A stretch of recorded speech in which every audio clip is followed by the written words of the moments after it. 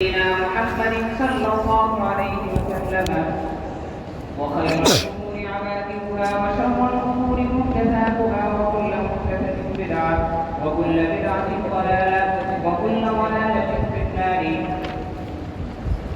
فإذا لم تجد ماء فلا غرابا.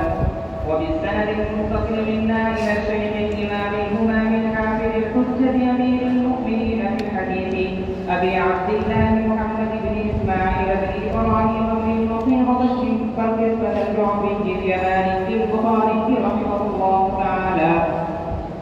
اللهم انفعنا وانفعنا بعلومه وعلومكم أجمعين آمين يا رب العالمين. قال حدثنا زكريا بن يحيى قال حدثنا عبد الله بن نمير قال حدثنا هشام بن عروة عن أبيه عن عائشة رضي الله تعالى عنها وعنهم أنها استعارت من أسماء قلادة فهلكت فبعث رسول الله صلى الله عليه وسلم رجلا فوجدها فأمرتهم الصلاة وليس معهم ماء فصلوا فشكوا ذلك إلى رسول الله صلى الله عليه وسلم فأنزل الله آية التيمم فقال قتيبة بن حمير عائشة رضي الله تعالى عنها جزاك الله خيرا فوالله ما نزل بك أمر تكرهينه إلا جعل الله ذلك لك وللمسلمين فيه خيرا. بسم الله الرحمن الرحيم. باب إذا لم يجد ماء ولا شرابا. کتاب التیمم کا سلسلہ چل رہا ہے. اگر پانی موجود نہ ہو یا پانی کے استعمال کو قدرت نہ ہو تو مٹی پانی کے قائم مقام بن جائے گی اور تیمم سے وضو اور غسل کا کام لے لیا جائے گا. لیکن اگر کبھی ایسی صورت میں حال پیش آ جائے کہ نہ وضو کرنے کے لیے غسل کرنے کے لیے پانی ہے نہ تیمم کرنے کے لیے پاک مٹی ہے، ایسی صورت میں کیا کیا جائے؟ جس کو کہتے ہیں فاقد الطہور ہے. فاقد الطہور ہے پاک پکا کرنا. دو چیزیں اصل طہور تو مائع طہور ہے اور اس کی غیر موجودگی میں مٹی طہور ہے. دونوں طہور موجود نہ ہو تو ایسی صورت میں کیا عمل کرنا چاہیے؟ امام بخاری رحمۃ اللہ علیہ کو عنوان بنا اذا لم یجد ماء ولا ترابا، جب تک پانی پائے نہ مٹی پائے. مسئلہ یہ ہے اس میں ائمہ کے اقوال الگ الگ ہیں. امام شافعی رحمۃ اللہ علیہ کا مشہور اور راجح قول یہ ہے کہ ایسی صورت میں اسی طرح بغیر تیمم اور وضو کے نماز ادا کر لے گا کیونکہ اس کو اتنی ہی طاقت ہے. لیکن کیونکہ نماز کی صحت کے لیے طہارت شرط ہے اس لیے یہ نماز اس کی کافی نہیں ہوگی. جب پانی کے پانے پر قادر ہوگا تو نماز کو قضا کرے گا. اور امام مالک رحمۃ اللہ علیہ فرماتے ہیں کہ نہ اس وقت پڑھے گا کیونکہ نماز کی صحت کے لیے پانی شرط ہے، نہ بعد میں قضا کرے گا. اس کو وہ حائضہ کا قیاس کرتے ہیں کہ حائضہ عورت نماز ادا نہیں کرتی، نہ اس پر قضا کرتی ہے نہ بعد میں قضا کرتی ہے. تو یہ شخص شرائط کے اوپر قادر نہ ہونے کی بنا پر حائضہ کے قائم مقام ہو گیا، لہذا نہ فی الحال نماز پڑھے گا نہ بعد میں ادا کرے گا. امام احمد بن حنبل رحمۃ اللہ علیہ فرماتے ہیں کہ رسول اللہ صلی اللہ علیہ وسلم نے ارشاد فرمایا ہے کہ اذا امرتکم بشیء فافعلوا ما استطعتم، کہ جب میں تمہیں کسی بات کا حکم دوں تو جہاں تک ہو سکے اس پر عمل کرو. اس وقت اس کی استطاعت اتنی ہی ہے کہ اسی طرح نماز ادا کر لے، لہذا اسی طرح نماز ادا کر لے گا، وہی اس کے لیے کافی ہو جائے گی اور قضا کرنے کی ضرورت نہیں ہے. لیکن امام ابو حنیفہ رحمۃ اللہ علیہ کا ضابطہ دوسرا ہے. وہ کہتے ہیں کہ نظیریں بہت سی جگہ موجود ہیں کہ اگر کسی شے کے اصل پر عمل کرنے کی طاقت نہ ہو تو صورت اختیار کر لی جاتی ہے. تشبہ جیسے حج کے اندر بتلایا تھا کہ اگر کوئی شخص حالت احرام میں وقوف عرفہ سے پہلے بیوی سے صحبت کر لے تو اس کا حج تو فاسد ہو گیا. لیکن باقی ارکان کو اسی طرح حاجیوں کی طرح ادا کرنا ہے، حج ادا نہیں ہوگا۔ ایک عورت رمضان کے مہینے میں حیض سے پاک ہوئی تو اب اس کا روزہ تو ہوگا نہیں، پورے دن آدھا دن گزر چکا ہے، لیکن باقی دن تشبہ بالمصلین کرے گی۔ ایسے ہی کوئی لڑکا بالغ ہوا ہے اور رمضان کے دن میں بالغ ہوا ہے تو باقی وقت روزے دار کی حیثیت کا اختیار کرے گا۔ کسی روزے دار کا غلطی سے روزہ ٹوٹ گیا، اللہ کا پانی چلا گیا تو اب وہ روزہ مکمل نہیں کر سکتا، لیکن شکل برقرار رکھے۔ تو بہت کسی شکلیں نظیرہ موجود ہیں۔ امام صاحب فرماتے ہیں کہ یہاں نماز کی صورت بنانے کو وہ قاضی صورت بنا لے گا، لیکن جب پانی ملے گا تو وضو کر کے، اور اگر غسل واجب ہو تو غسل کر کے دوبارہ نماز ادا کرے گا۔ امام بخاری رحمۃ اللہ علیہ واضح تو نہیں کر رہے ہیں، لیکن بظاہر یہ امام محمد بن حنبل رحمۃ اللہ علیہ کے ساتھ ہیں کہ جس حال کے اندر اس کی حال میں عمل کرتے ہیں۔ واقعہ وہی ہے جو آیت تیمم کے نازل ہونے والا واقعہ اس کے اوپر گزرا تھا۔ حضرت عائشہ رضی اللہ عنہ فرماتی ہے انہوں نے اپنی بہن حضرت اسماء سے ہاتھ ادھار لیا تھا اور وہ ضائع ہو گئے، تو رسول اللہ صلی اللہ علیہ وسلم نے ایک شخص کو بھیجا، فوجدہا، پھر اس کو پا لیا۔ اب وجدہا کا فائد اگر اس شخص کو قرار دیا گیا جس کو آپ نے بھیجا تھا تو تفصیلی روایت کے خلاف بنتا ہے، کیونکہ معلوم ہو چکا ہے کہ ہاتھ کرسی کے نیچے سے نکلا تھا، اس لیے وجہ دار کا فائل بارہ سے فائل کے ساتھ جوڑ دیا گیا کہ رسول اللہ صلی اللہ علیہ وسلم نے کچھ لوگوں کو تلاش کرنے کے لیے بھیجا، پھر آپ کو ہار مل گیا، اس تلاش کرنے والے کو نہیں، وجہ تھا آپ کو مل گیا۔ پھر فرماتے ہیں اسی حال میں لوگوں کو کیا نماز کا وقت آ گیا، ان کے پاس پانی نہیں تھا، فصلوا، ان لوگوں نے نماز ادا کر لی۔ اب یہ فصلوا جو ہے حقیقتاً تو پانی تھا نہیں اور تیمم کا حکم ابھی آیا نہیں تھا، اس لیے نتیجے کے طور پر فاصلے طہورین ہو گئے، وضو یعنی کیونکہ پانی نہیں تھا، اور مٹی کا پانی کے قائم مقام قرار پانے کا حکم ابھی آیا نہیں تھا، اس لیے وہ بھی معلوم حکم کے اعتبار سے یہ فاصلے طہورین ہو گئے اور ان لوگوں نے نماز ادا کی۔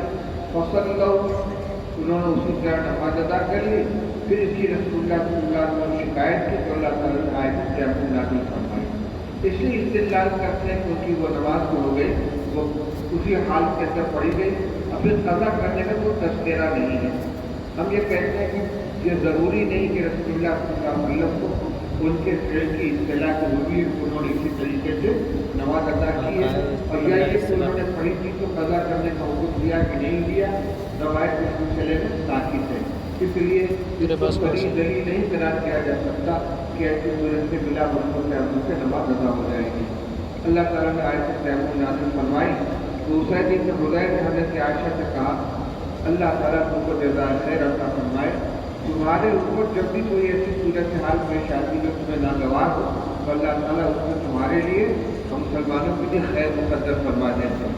یہ ترتیب کی بتلا رہی ہے کہ ایک کا واقعہ اس سے پہلے ہو چکا تھا، جب اس میں حضرت عائشہ کی ناگوار قدر پیش آئی تھی اور پھر اللہ تعالیٰ نے آیت برات فرما دی اور توبہ کرانے والوں کی سزا متعین فرما دی۔ چلیے باب التيمم في الحضر إذا لم يجد الماء وقام فوق الصلاة. وبه قال عطاء وقال الحسن في المريض عنده الماء ولا يجد من يناوله يتيمم وأخبره عمر رضي الله تعالى عنه من أمره بالجنوب فحاول بالنعم بمخرج النار فصلى ثم دخل المدينة والشمس مرتفعة فلم يعد.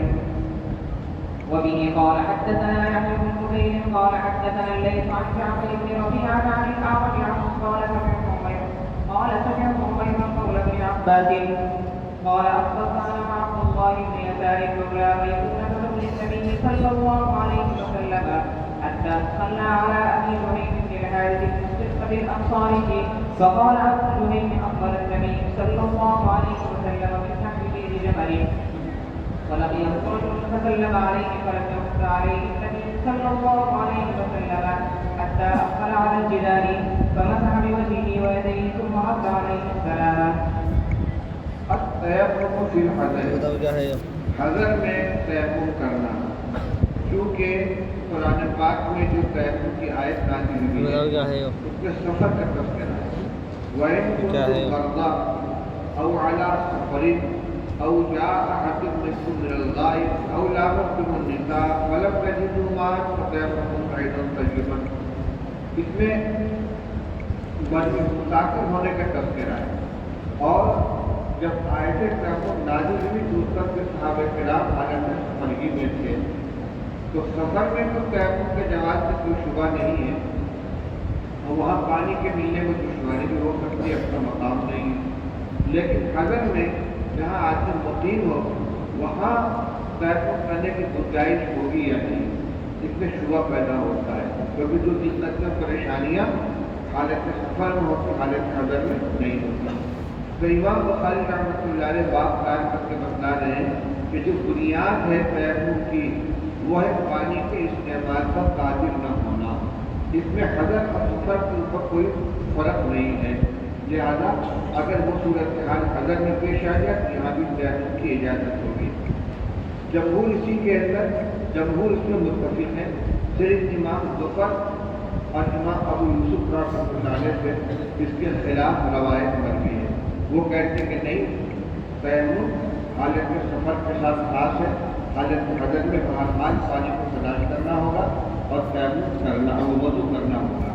تو امام بخاری رحمۃ اللہ علیہ گویا امام ظفر نے امام یوسف کے اس معروف قول کی تردید کے لیے بات قائم کر رہے ہیں اور جمہور کے مسئلے کی تعین کر رہے ہیں.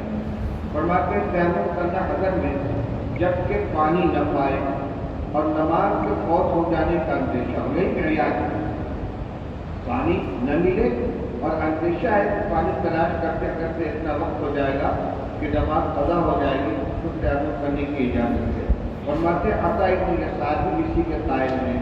اور حسن بصری نے فرمایا مریض کے سلسلے میں جس کے پاس پانی موجود ہو لیکن کوئی ایسا شخص موجود نہ ہو جو اس کو پانی تھما سکے تو تیمم کر لے. پانی کو دور رکھا ہوا ہے، مریض چل کر جا نہیں سکتا، تو اب اس پر حسن بصری فرماتے کہ دیکھا یہ جائے گا کہ کوئی پانی لا کر دینے والا موجود ہے یا نہیں. اگر کوئی پانی لا کر دے سکتا ہے تو تیمم کی گنجائش نہیں، اور نہیں موجود ہے تو تیمم کی گنجائش ہے. اس مسئلے میں صاحبین اور امام ابو حنیفہ رحمۃ اللہ میں اختلاف ہے. قدرت بالغیب کو قدرت مانا جائے گا یا نہیں، استطاعت بالغیب کو استطاعت مانا جائے گا یا نہیں. صاحبین اس کو استطاعت مانتے ہیں کہ جو کام خود کر سکتا ہے یا دوسروں کے ذریعے کرا سکتا ہے دونوں میں استطاعت پائی جائے گی. اور امام ابو حنیفہ رحمۃ اللہ علیہ کی حدیث لا یکلف اللہ نفسا الا وسعها، خود جس چیز کی قدرت ہے اس کو قدرت قرار دیا جائے گا. استعانت پر اگر مدار ہے اس کو قدرت قرار نہیں دیا جائے گا. کوئی تبرع کے طور پر مدد کر دے الگ بات ہے، لیکن مدد طلب کرنا بھی ضروری نہیں اور دوسرے کو مدد کرنا بھی ضروری نہیں. بہرحال یہاں حسن بصری کا قول جو ہے وہ صاحبین کے مقصد کے مطابق ہے کہ اگر مریض ہے اس کے پاس پانی موجود ہے لیکن کوئی دینے والا نہیں ہے تو تیمم کر سکتا ہے. عبداللہ ابن عمر رضی اللہ تعالیٰ عنہ اپنی زمین سے جو مقام جرف میں تھی روانہ ہوئے، مدینہ جا رہے تھے. مقام مربط النعم میں عصر کی نماز کا وقت ہو گیا. مربط کہتے ہیں جہاں اونٹوں کو یا جانوروں کو بیٹھایا جاتا آرام کرنے کے لیے. نعم مویشی کے معنی میں اونٹ بکریاں سوا جاتی ہیں. تو واڑا جہاں اونٹوں کو آرام کرنے کے لیے بیٹھایا جاتا ہے، لیکن یہاں یہ جگہ کا نام ہے. درست چلیں، مدینہ جانا ہے، راستے میں مقام مربط النعم پڑا، وہاں پہنچے عصر کا وقت ہو گیا، پانی کھانے اور تیمم کرنے کے لیے مناسب مٹی بھی نہیں تھی. فصلى ثم دخل المدینہ، انہوں نے تیمم کر کے نماز ادا کر لی.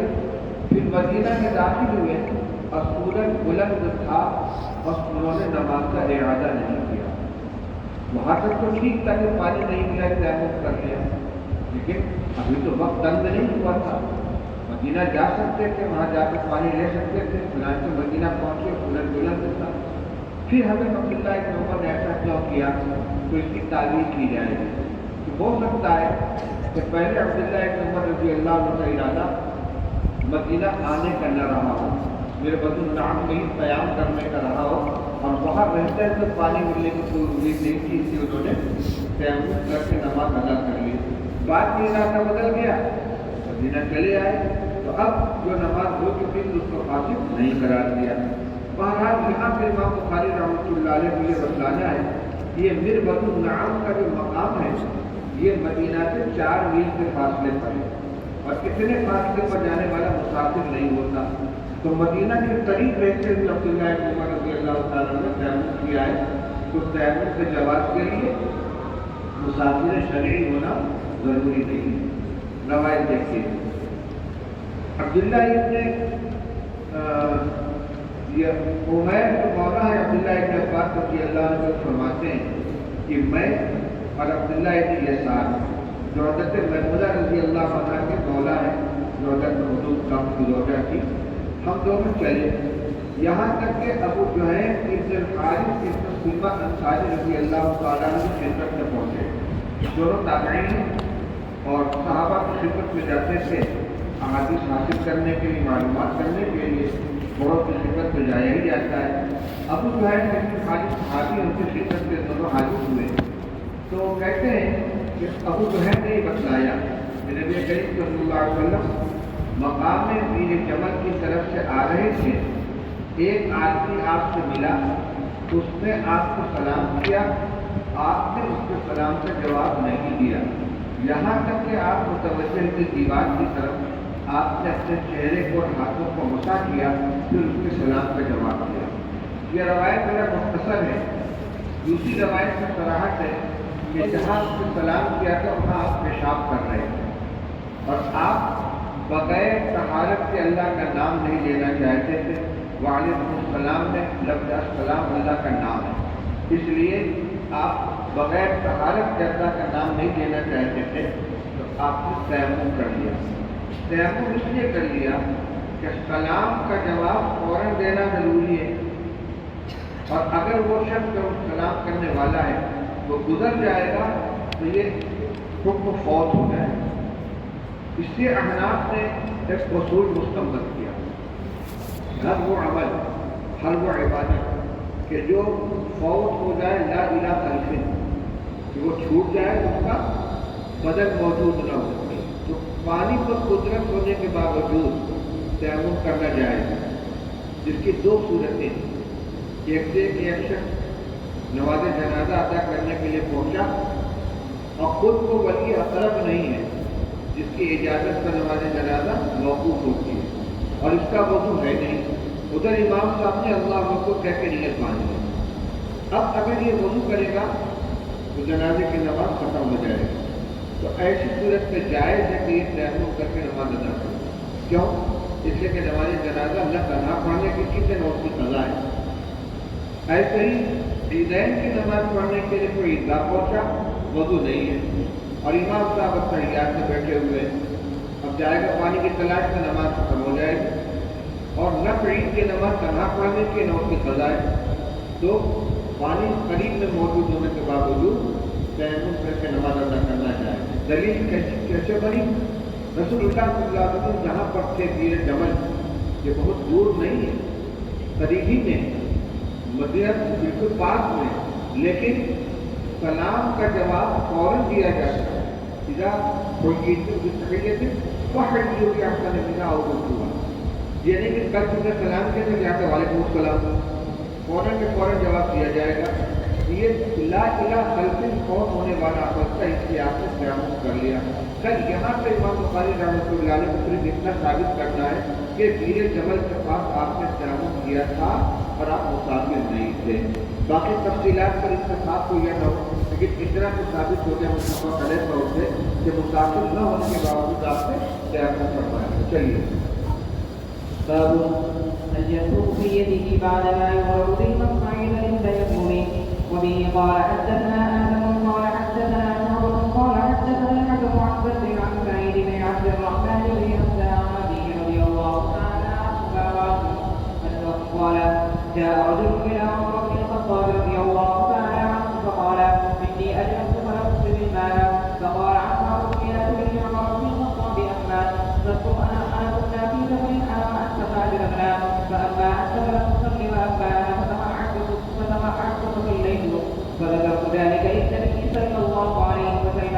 فقال النبي صلى الله عليه وسلم إنما كان يكفيك هكذا. وضرب النبي صلى الله عليه وسلم بكفيه الأرض ونفخ فيهما ثم مسح بهما وجهه وكفيه.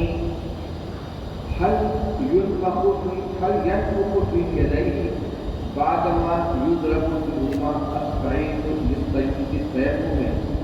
کیا تیمم کی خاطر مٹی پر ہاتھ مارنے کے بعد ہاتھ سے پھوک ماری جائے گی؟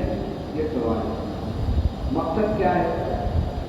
وضو میں ماء طہور کا اعضاء مغسولہ پر استیعاب ضروری ہے.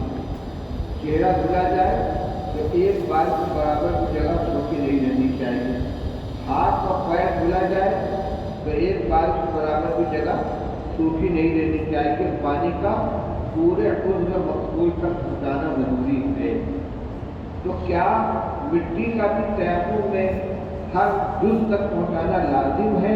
یہ سوال ہے. امام بخاری رحمۃ اللہ فرماتے ہیں یہ لازم نہیں.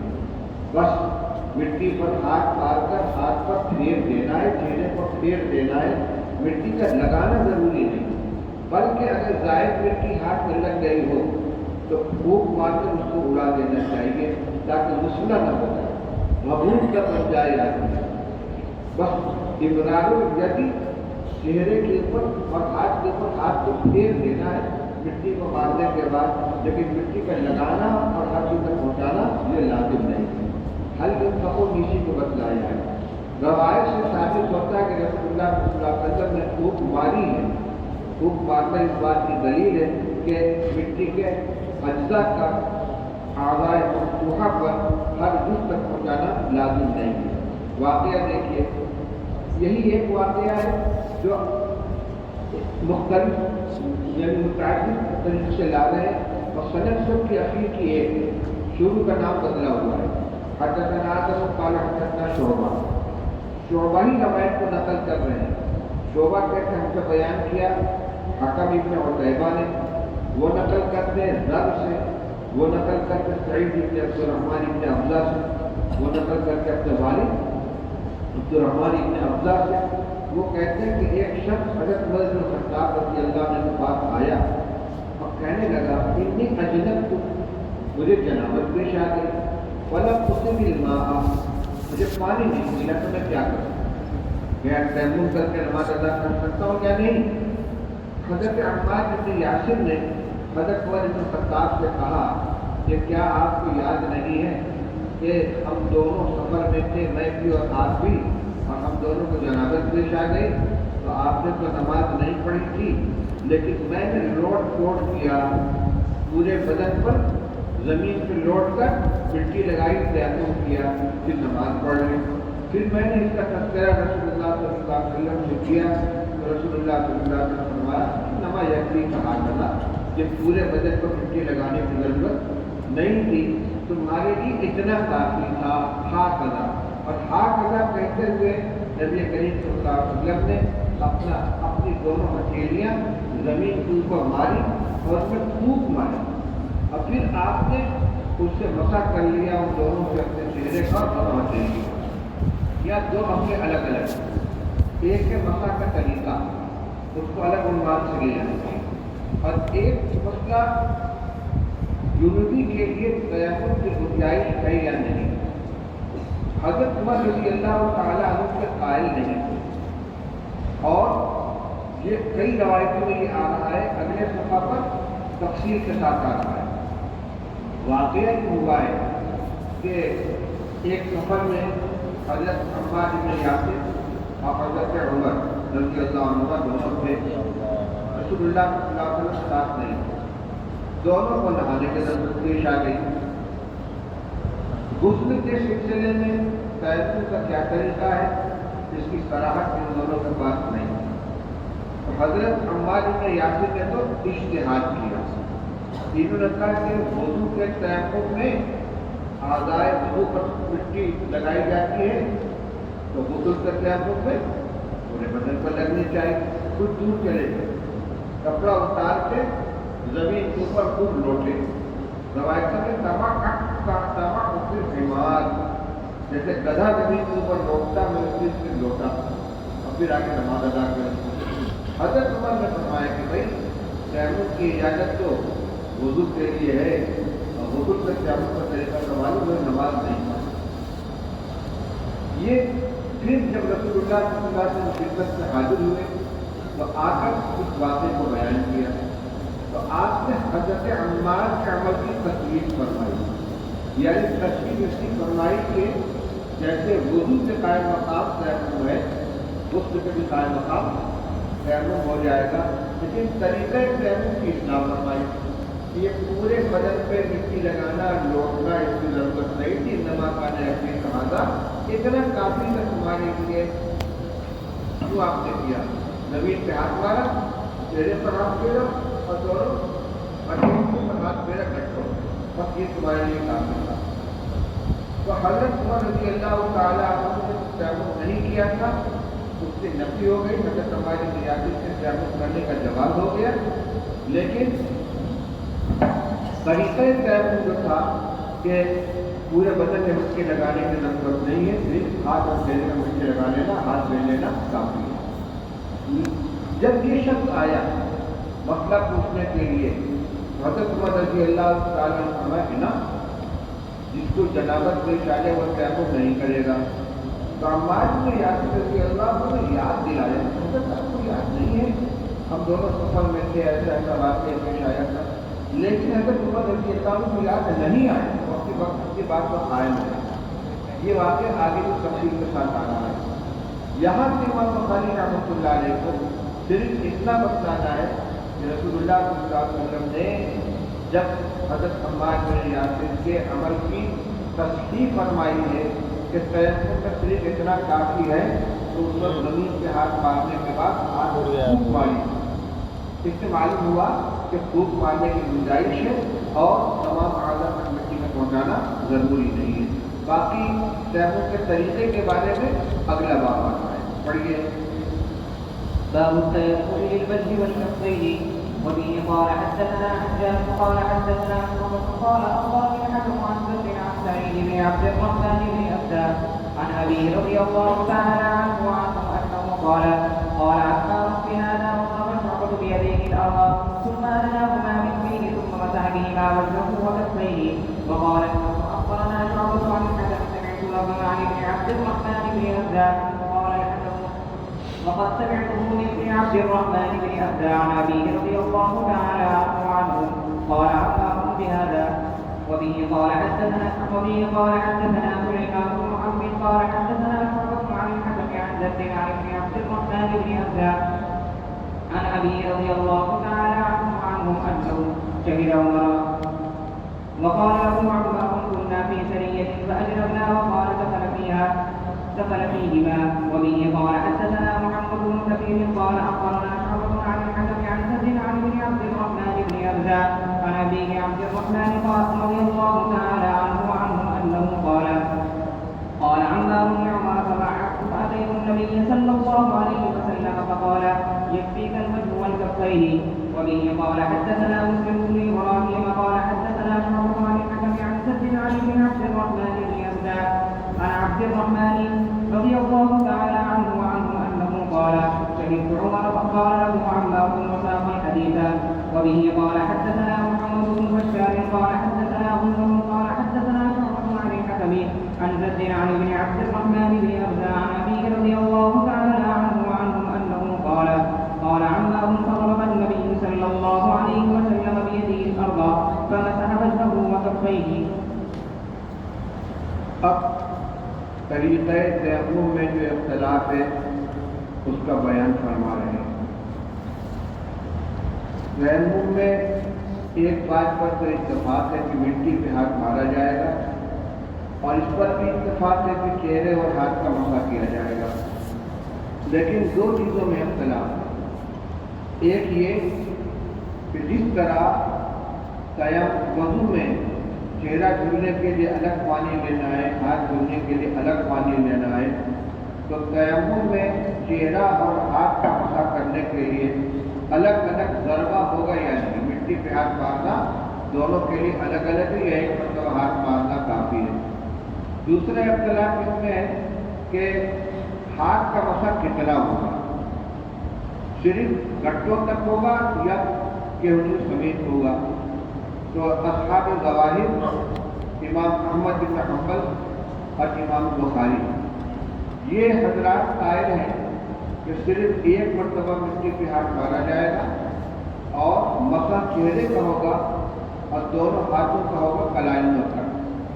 ایک ہی مرتبہ ہاتھ مارنے کے بعد اسی کو چہرے پر پھیریں گے، پھر دونوں ہتھیلیوں پر پھیر لیں گے گٹوں پر۔ بقیہ ائمہ ثلاثہ امام شافعی، امام حنیفہ، امام مالک اور جمہور اس بات کے قائل ہیں کہ تیمم میں دو ضربات، ایک مرتبہ ہاتھ مار کے پورے چہرے کو پھیریں گے اور پھر دوبارہ زمین پہ ہاتھ مار کر دونوں ہاتھوں کو کیونوں سمیت ان کا مسا کیا جائے گا، جیسا کہ روایت میں موجود ہے کہ التیمم ضربۃ للوجہ وضربۃ للذراعین الی المرفقین۔ جہاں تک اس روایت میں تعلق ہے رسول اللہ صلی اللہ علیہ وسلم کا کہ آپ نے ایک مرتبہ ہاتھ مارا مٹی پہ، پھر چہرے پہ پھیرا اور پھر دونوں ہتھیلیوں پہ پھیر دیا، تو ظاہر الفاظ کے اعتبار سے یہ صحیح ترین روایت ہے اور اصحاب ظواہر کی بنا پر اس کو لے لیتے ہیں، مگر جمہور یہ کیسے کیا رسول اللہ صلی اللہ علیہ وسلم کا یہ فرمان انما یکفی کہا، یہ مطلق حصر کے لیے نہیں بلکہ استعارت جسد کے مقابلے میں آپ نے یہ بات فرمائی اور اشارہ کرنا ہے تیمم میں وضو کی جانب کہ قرآن کے تیمم ایضا طیبا طاہرا بالوضوء واحد کو کی آیت نازل ہوئی ہے، اس میں جو تیمم کا طریقہ بتایا گیا ہے اور جس کو حضور صلی اللہ علیہ وسلم نے اپنے الفاظ میں بتا دیا کہ تیمم ضربۃ للوجہ وضربۃ للذراعین الی المرفقین، وہی طریقہ غسل میں بھی، غسل کے تیمم کا الگ طریقہ نہیں ہے۔ تو یہ جو آپ نے عمل کیا ہے یہ تیمم کا پورا طریقہ نہیں بلکہ وضو کے تیمم کی طرف اشارہ ہے، اور اشارہ کرنے کے لیے پورے عمل کا اعادہ ضروری نہیں۔ ایسی بہت سی مثالیں ملیں، میں ایک مثال دیا کرتا ہوں کہ اگر کوئی شخص یہ پوچھے کہ صلاۃ التسبیح کا کیا طریقہ ہے تو آپ اس کو کیا بتائیں گے؟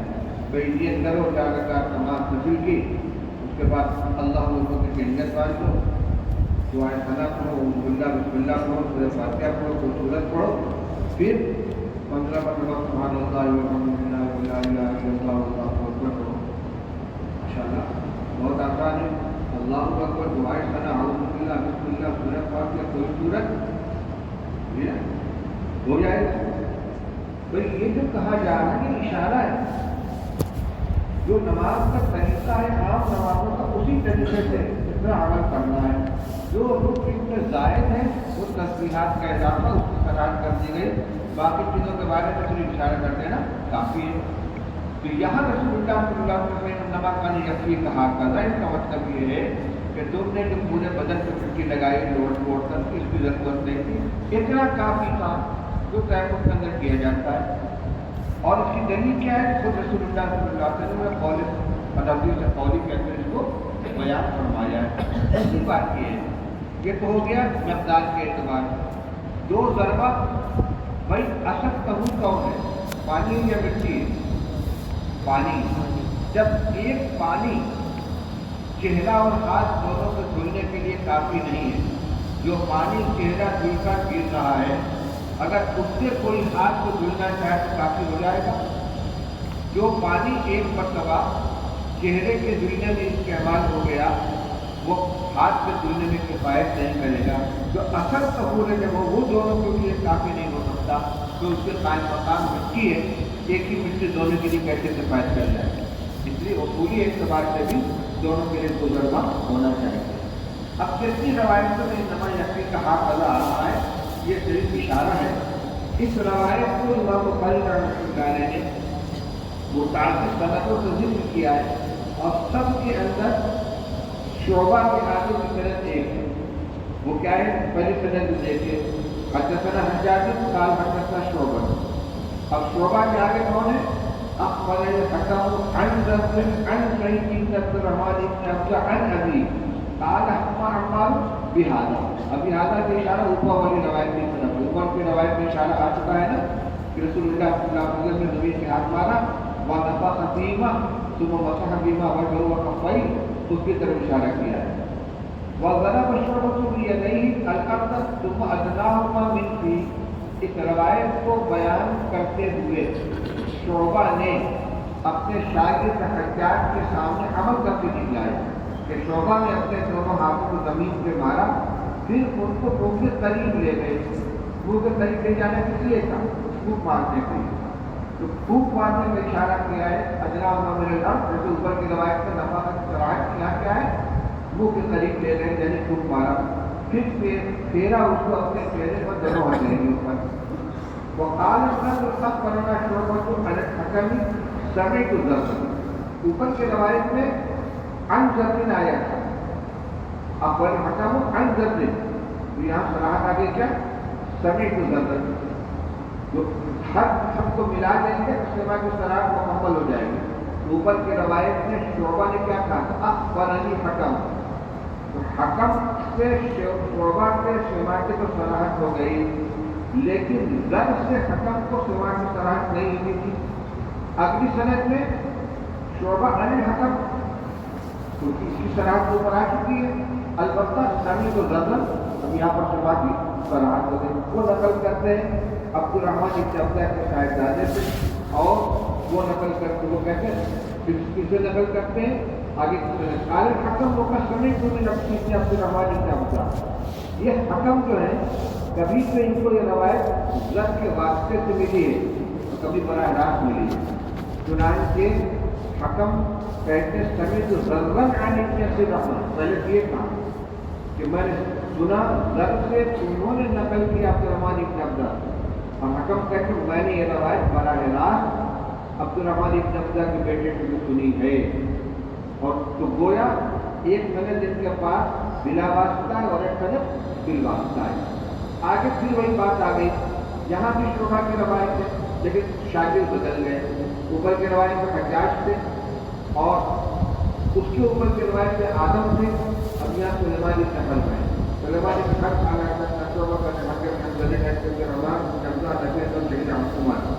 عبد الرحمن ابن عبدہ اور حضرت عمر کے پاس حاضر تھے. وقال له عمار، اور اس سے عمار نے یہ کہا کہ ہم لوگ اس سفر میں تھے، ہم دونوں دونوں ہو گئے. پھر وہی واقعہ بیان کیا، البتہ نفخ کے بجائے دفع لگا اس میں آیا، دفع لفیما خوب پانی دونوں ہاتھوں میں. تو اب ان کے نقل کرنے کے تین طریقے ہو گئے، ایک نفخ، ایک ادنا ہوا مٹی، ایک دفع لگا. سب کہاں سے لے تھے کہ مٹی پر ہاتھ مارنے کے بعد خوب مار کر ظاہر مٹی کو اڑایا. ایک اور سند دے لیجیے حدثنا محمد بن کثیر کے چوتھے شاگرد ملے شعبہ کے. اب قرآن شعبہ بن حکم یہاں کرے عن عبد الرحمن بن عبدہ رضی اللہ عنہ قال قال عمار بن عمر تمعت، میں تو لوٹ پوٹ کیا میں نے زمین کے اوپر، بس میں آئے رسول اللہ صلی اللہ علیہ وسلم کے پاس، آپ نے فرمایا یکفیک الوجه والکفین.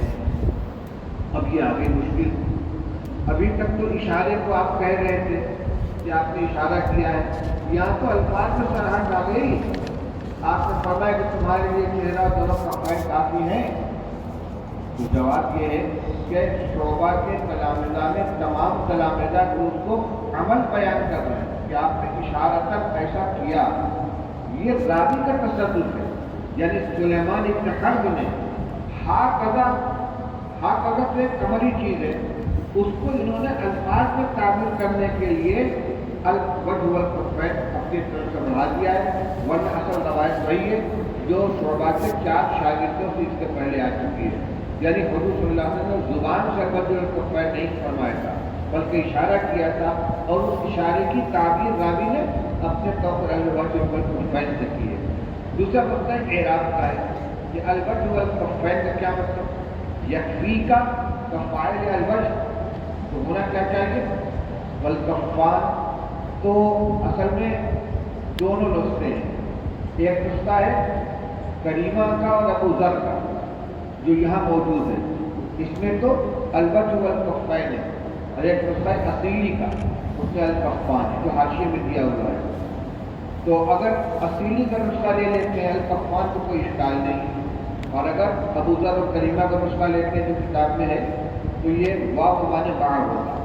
یکفی کلبت مع الکفین و بمعنی مع مفعول معہو کے معنی ہے، تو اس صورت میں اس کو منسوخ پڑھا جائے گا۔ بہرحال یہ ہمارے خلاف نہیں ہے، کیونکہ یہ اصل روایت نہیں ہے، بلکہ ہاتھ ادا کی یہ بیان راوی نے اپنے طور پر کر دیا ہے۔ چنانچہ پانچویں راوی جو ہیں شعبہ کے شاگرد مسلم ابن ابراہیم، ان کی روایت میں بھی قولی لفظ موجود نہیں ہے۔ قال حدثنا شعبہ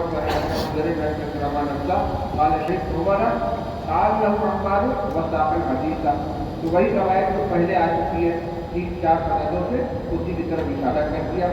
بہرحال امام بخاری رحمۃ اللہ علیہ یہ بتانا چاہتے ہیں کہ ان تمام روایتوں میں جو حقیقت میں ایک ہے، جب سب شعبہ کی روایت ہے اور سب عبد الرحمن ابن عبدہ کے توسط سے حضرت عمر حضرت عمار تک پہنچتی ہے، اس میں حضور صلی اللہ علیہ وسلم نے اشارہ کر کے بتایا ہے کہ چہرے پر آپ نے ہاتھ پھیرا اور دونوں ہاتھوں کو پھیرا گھٹوں تک۔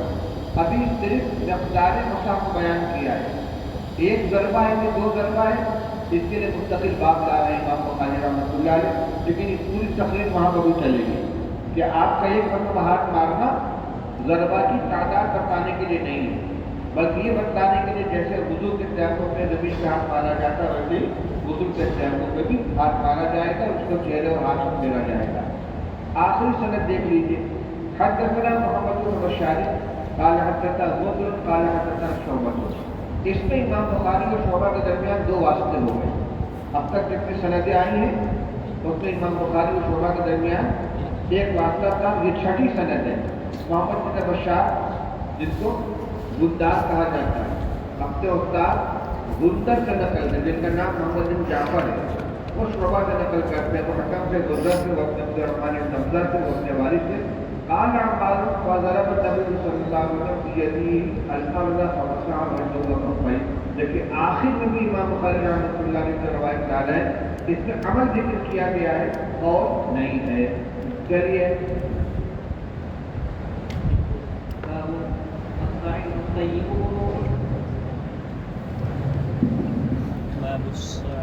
باب الصعيد الطيب وضوء المسلم يكفيه من الماء. وقال الحسن يسلم التيمم ما لم يحدث، وأنكر عباس رضي الله تعالى عنهما وهو متيمم. وقال يحيى بن سعيد لا بأس بالصلاة على السبقة والتيمم بها.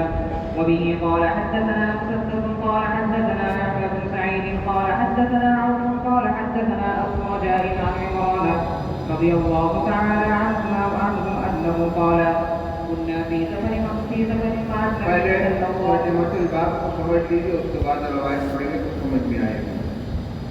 باب الصعید الطیب وضوء المسلم یکفیہ من الماء، پاک مٹی مسلمان کے لیے وضو کا ذریعہ ہے جو اس کو پانی کی جگہ کفایت کرے۔ یہاں امام بخاری رحمۃ اللہ علیہ تیمم کے سلسلے میں 2 اختلافی مسئلوں کی طرف اشارہ فرما رہے ہیں، اور سب کو اعتراض ہے کہ اس میں انہوں نے کھلے طور پر امام ابو حنیفہ رحمۃ اللہ علیہ کی حمایت کی ہے، ان کے مسلک سے مکمل طور پر متفق ہے۔ تیمم کے سلسلے میں 2 اختلاف ہیں، ایک یہ کہ تیمم طہارت مطلقہ ہے یا طہارت ضروریہ ہے۔ طہارت مطلقہ کا مطلب تو یہ ہوا کہ تیمم پورے طور پر وضو کے قائم مقام ہے، اگر وضو کا تیمم کیا ہے، اور پورے طور پر غسل کا قائم مقام ہے اگر غسل جنابت کی جگہ پر تیمم کیا ہے۔ یعنی تیمم کر لینے کے بعد جو حیثیت وضو کرنے والے کی ہوتی ہے وہی حیثیت تیمم کرنے والے کی ہے، جو حیثیت غسل کرنے والے کی وہی حیثیت اس کی ہے، لہذا وہ نماز پڑھا سکتا ہے، وضو کرنے والوں کو بھی نماز پڑھا سکتا ہے، تیمم کرنے والا۔ تو یہ طہارت اور جب یہ طہارت مطلقہ ہے تو وضو کر لینے کے بعد جتنی چاہے نماز ادا کرے، فرض پڑھے، سنت پڑھے، نفل پڑھے، قضا پڑھے، سب گنجائش ہے۔ جبکہ ائمہ ثلاثہ کے نزدیک یہ طہارت ضروریہ ہے، یعنی یہ رافع حدث نہیں ہے بلکہ استباحت صلاۃ کے لیے وضو کے قائم مقام قرار دے دیا گیا ہے، کہ جو کہ بغیر طہارت میں نماز جائز نہیں ہوتی، اور طہارت حاصل کی جاتی ہے پانی سے، پانی موجود نہیں ہے تو تو مجبوراً پانی کی جگہ مٹی استعمال کر کے نماز پڑھنے کی اجازت دے دی گئی ہے. یہ ظاہر حدث نہیں ہے بلکہ استباحت صلاۃ کے لیے مجبوراً اس کو وضو کے قائم مقام قرار دیا گیا ہے. یہ مانا ہوا طہارت ضروریہ کا، ضروریات مانے مجبوری والی. جب یہ بات ہے تو امام شافعی رحمۃ اللہ علیہ فرماتے ہیں کہ ایک نماز کے وقت میں جو تیمم کرے گا تو صرف وہی نماز پڑھ سکتا ہے. ظہر کے لیے تیمم کیا ہے تو صرف ظہر کی نماز پڑھے گا. البتہ ظہر کی نماز کے کیا سنتیں ہیں، پہلے کی سنت کے بعد کی سنت کو ادا کر سکتا ہے. لیکن اگر کوئی نماز پڑھنے کی قضا کرنے میں باقی ہے، قضا نہیں کر سکتا. ایک وقت ایک تیمم ایک نماز کے. امام مالک رحمۃ اللہ علیہ فرماتے ہیں کہ سنن قبلیہ کی بھی گنجائش نہیں ہے. فرض ادا کرے گا اور اس کے بعد پھر سنت وہ ادا کر لے گا. نفلیں پڑھ سکتا ہے لیکن دوسرا فرض ادا نہیں کر سکتا. امام بخاری فرماتے ہیں کہ سعید الطیب وضوء المسلم یکفیہ من الماء، مکمل طور پر پانی کے قائم مقام ہے. لہذا جب تیمم کر لیا تو فرض ادا کرے، نفل پڑھے، ادا پڑھے، قضا پڑھے، جب تک وضو ٹوٹ نہیں جائے تب تک اس کا یہ تیمم برقرار ہے. اچھا، اور حضرات کے یہاں ایک تیمم ایک نماز کے وقت تک کے لیے کافی ہے. جب نماز کا وقت نکل جائے تیمم ٹوٹ جائے، دوسرا اگر اسی نماز میں دوسرا تیمم کرنا پڑے گا. ہمارے نزدیک ایسا نہیں ہے. جو نوافذ وضو ہیں وہی نوافذ تیمم ہے. اس میں ایک چیز کا اضافہ ہے، قدرت علی الماء. تیمم کرنے والے کے لیے پانی پر قادر ہونا بھی نافذ تیمم ہے. باقی جتنی چیزوں سے وضو ٹوٹتا ہے اتنی چیزوں سے تیمم ٹوٹتا ہے. صرف وقت نکلنے سے بھی تیمم ختم نہیں ہوگا. یکفیہ من الماء، پانی کی جگہ کفایت ہے. ایک اختلاف تو اس میں امام بخاری نے امام صاحب کا ساتھ دیا. دوسرا مسئلہ یہ ہے کہ تیمم کرنے کے لیے جو سعید طیب کا لفظ آیا ہے تو طیب سے کیا مراد ہے؟ امام صاحب فرماتے ہیں پاک مٹی، ناپاک مٹی. اور امام شافعی رحمۃ اللہ علیہ فرماتے ہیں السعید طیب کے معنی التراب المنبت، جس زمین میں اگانے کی صلاحیت. لہٰذا کھاری مٹی، زمین شور سنبل بردیارت ضرور تخم عمل ضائع مگردہ، کھاری مٹی میں کوئی چیز اگتی نہیں ہے تو کھاری مٹی سے تیمم کرنے کی اجازت نہیں. اس میں بھی امام بخاری رحمۃ اللہ علیہ امام بخاری موافقت کر رہے ہیں کہ پاک ہونا کافی ہے. طیب کے معنی مثبت نہیں بلکہ طیب کے معنی طاہر ہے. اب ترجمہ کی بات دیکھیے. السعید الطیب وضوء المسلم، پاک مٹی مسلمان کے لیے وضو کا ذریعہ ہے. اس کے لیے کفایت کرے گی پانی سے، یعنی جو کام پانی کرتا وہی کام مٹی کرے گی. جیسے وضو کر کے ادا قضا وقتیہ غیر وقتیہ سب ادا کر سکتا ہے، تیمم کر کے سب کر سکتا ہے. اور حسن بصری نے فرمایا یُطیع تیمم مال محدث. یہاں بھی فرماتے کہ جو لوگ کہتے ہیں کہ وقت گزر جانے سے تیمم ختم ہو جائے گا، دوسرا تیمم کرنا پڑے گا، اس کی ضرورت نہیں. حسن بصری کیا فرماتے ہیں؟ جب تک کہ حدث پیش نہ آ جائے اس وقت تیمم باقی رہے گا. البتہ حدث میں وجدان ماء، قدرت علی الماء بھی شامل کر لیا جائے گا کہ پانی کے پانے پر استعمال قادر ہو جائے تو تیمم ٹوٹ جائے گا، لیکن صرف وقت گزرنے سے تیمم نہیں ٹوٹے گا. عبداللہ ابن عباس رضی اللہ تعالیٰ عنہ نے امامت فرمائی، ذرا حالے کے متیمم تھے تو ہمارے یہاں جائز ہے تیمم کرنے والا متوضی کے قائم مقام میں. لہٰذا باوجود لوگوں کی امامت تیمم کرنے والا کر سکتا ہے. اس مسئلے میں اصولاً تو ان حضرات کے نزدیک متیمم کی امامت جائز نہیں ہونی چاہیے، مگر یہاں وہ ہمارے ساتھ کہ نہیں تیمم کرنے والا باوجود لوگوں کی امامت کر سکتا ہے، اس میں اختلاف نہیں. یہ آیت میں سعید نے فرمایا لا باس بالصلاۃ علی الصبیغۃ والتیمم بہا، کہ کھاری مٹی پر نماز پڑھنے میں اور اس سے تیمم کرنے میں کوئی حرج نہیں. یہ دوسرا جو اختلافی مسئلہ تھا کہ سعید طیب سے کیا مراد ہے، اس میں بھی امام بخاری فرمائے کہ طیب سے مراد صرف پاک ہے. کھاری ہو، نمکین ہو، شور ہو، کوئی حرج کی بات نہیں ہے. وہ جو قرآن میں فرمایا گیا، وضو میں فرمایا جو کیا تھا جو فیضم وقت ہوگا کہ میرے لیے زمین کو سجدہ گاہ بنا دیا گیا، پاکی کا درجہ بنا دیا گیا. تو کیا کہتے ہیں کہ نماز بھی جائز ہے خالی مٹی کا، اور تیمم بھی جائز ہے خالی مٹی سے. وہ تنقید سے مراد صرف پاک ہے، طاہر ہے، اس سے مفید مراد لینا ضروری نہیں. یہ مسئلہ ہو گیا. اب اس کے بعد ایک لمبی روایت لا رہے ہیں. اس روایت میں یہ لفظ آ جائے گا کہ رسول اللہ صلی اللہ علیہ وسلم نے یکفی کا لفظ استعمال فرمایا ہے، اس سے استدلال کرنا ہے. اب روایت پڑھیے. وبه قال حدثنا مسدد قال حدثنا يحيى بن سعيد قال حدثنا اور سے دیکھتے چلو ساتھ ساتھ. کیا ہوا اس میں؟ قال حدثنا عون قال حدثنا ابو رجاء عن عمران رضي الله تعالى عنه وعنهم انه قال كنا في سفر مع النبي صلى الله عليه وسلم واصرينا حتى كنا في اخر الليل وقعنا وقعه ولا وقعه احلى عند المسافر منها فما ايقظنا الا عن الشمس فكان اول من استيقظ فلان ثم فلان يسميه ابو رجاء فاسرعهم ثم عمر بن الخطاب الرابع وكان النبي صلى الله عليه وسلم إذا نام له يوقظ حتى يقول هو استيقظ لأننا لا ندري ما يحدث له في نومه. فلما استيقظ عمر ورأى ما أصاب الناس وكان رجلا جليلا فكبر ورفع صوته بالتكبير فما زال يكبر ويرفع صوته بالتكبير حتى استيقظ لصوته النبي صلى الله عليه وسلم.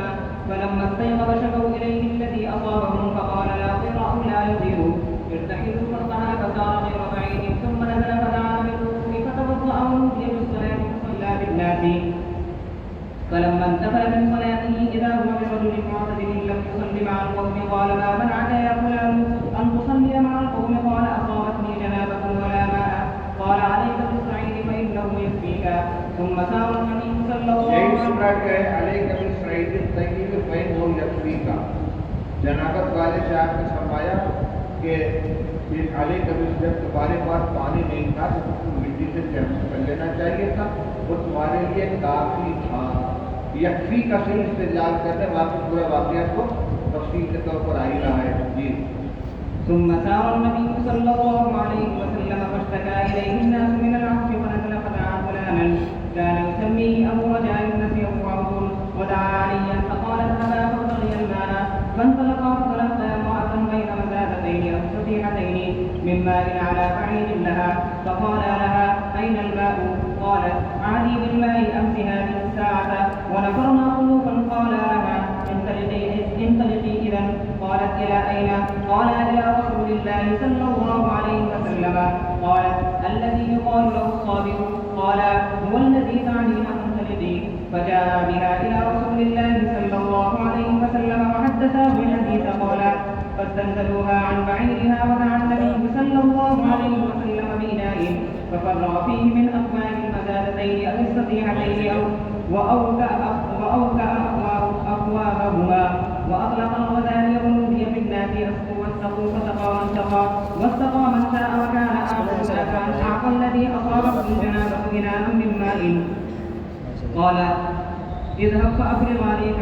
وهي قائمة تنظر إلى ما يقال بمائها وأين الله لقد تقلع عنها وإنه ليخيل إلينا أنها أشد منعة منها حين ابتدأ فيها. فقال النبي صلى الله عليه وسلم اجمعوا لها. فجمعوا لها من بين علبة ودقيقة وسبيقة حتى جمعوا لها طعاما فجعلوه في ثوب وحملوها على بعيرها ووضعوا الثوب بين يديها. فقال لها تعلمين ما وجئنا من مالك شيئا ولكن الله هو الذي أسقانا. قالت أهلها وقد احتبست عنهم. قالوا ما حبسك يا فلانا؟ قالت العجب لقيني رجلان فذهبا بي إلى هذا الرجل الذي يقال له الصابر ففعل كذا وكذا فوالله إني لأحمد الناس من بين هذه وهذه. وقالت بإصبعيها الوسطى والسبابة فرفعتهما من السماء تعني السماء والأرض أو إنه لرسول الله حقا. فكان المسلمون بعض يغيرون على من حولها من المشركين ولا يصيبون الصرم الذي هي منه.